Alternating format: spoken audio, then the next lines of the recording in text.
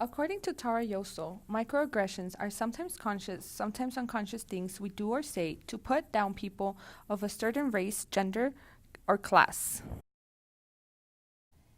Many times, people do not mean to be microaggressors, but they do not become aware of their actions because of what is embedded into our heads by things such as films from such a young age. Children's films often include subtle sexism and/or racism.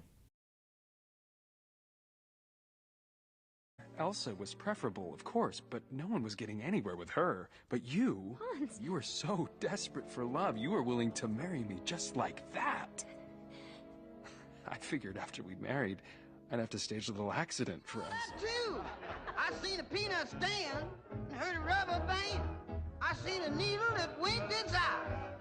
But I be done seeing about everything when I see an elephant fly. Frozen portrays sexism by making it seem as if a woman must have a man to have a higher place in life.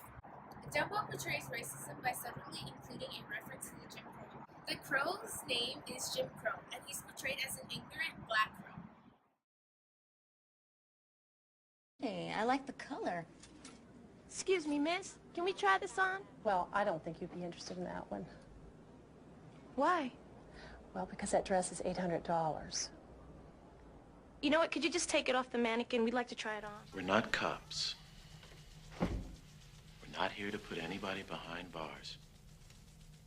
If you cheated, let us know so you can go home and enjoy the rest of your summer. The Selena clip is an example of a microaggression because the saleswoman assumes she is broke because of the way she looks. In the movie Stand and Deliver, microaggressions are portrayed because the test coordinators don't believe these low-income students had the capability of obtaining good grades.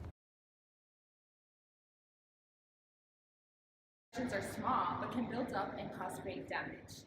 A study performed by the professors at the University of Maryland and the Johns Hopkins University concluded that microaggressions can increase the risk for depression. The article, The Influence of Racial Microaggressions and Social Rank on Risk for Depression Among Minority Graduate and Professional Students, is about a study performed to see the relationship between microaggressions and depression. In the results, it can be seen that 98% of the sample said they had experienced microaggressions. The risk of depression increases by 2.46 times for people who were frequently exposed to microaggressions. As it can be seen here, people who suffered microaggressions and had a lower social status showed a higher risk for depression. This isn't just a problem up north. This is also a problem locally in Texas and in Utah.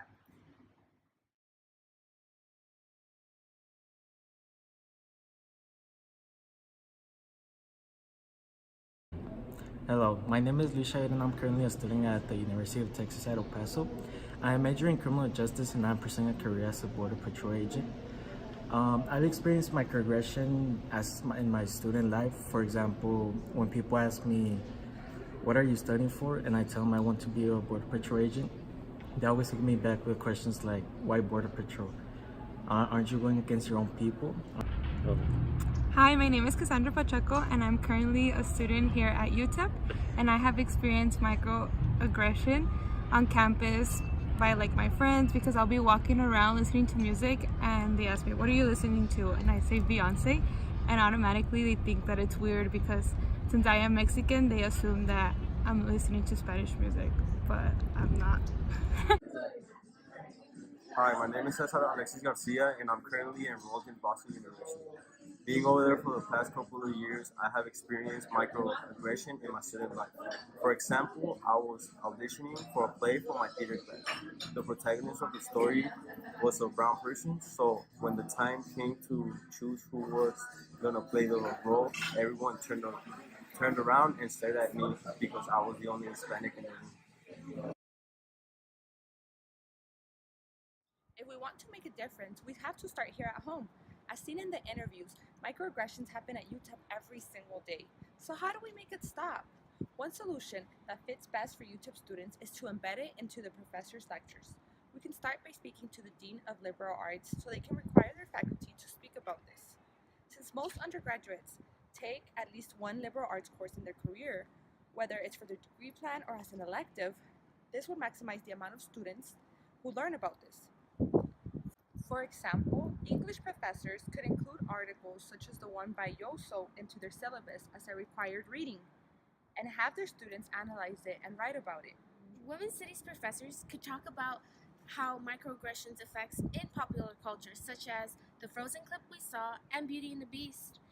And history professors could talk about the history of microaggression and how it started. In addition, psychology classes can dive deep into how microaggressions have negative effects, such as anxiety, and they can make sure that students know that this can affect somebody's life and not to be microaggressors. The professors can get as creative as they want in order to ensure that this gets covered in their class. The important thing is that we can get as many students as possible to be aware of this so that we could reduce it as much as possible here at the University of Texas at El Paso. Hello, my name is Isaac Shavira and I am a UTIP student as well. Implementation of this new program will be difficult at first, but it is possible.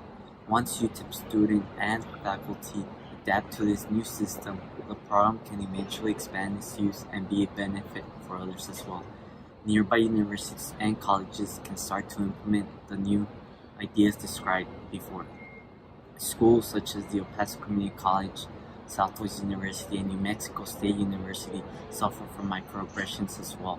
All these schools differ from each other from student diversity to student life. Therefore, the problems can differ, but the effect of the new program can be can have a positive effect to them. It will help stop microaggressions at a state level and a national level. Little by little, the program will be performed perfectly for the best effect possible. With the effort of faculty, parents, and students, microaggressions will eventually fade away little by little from our society.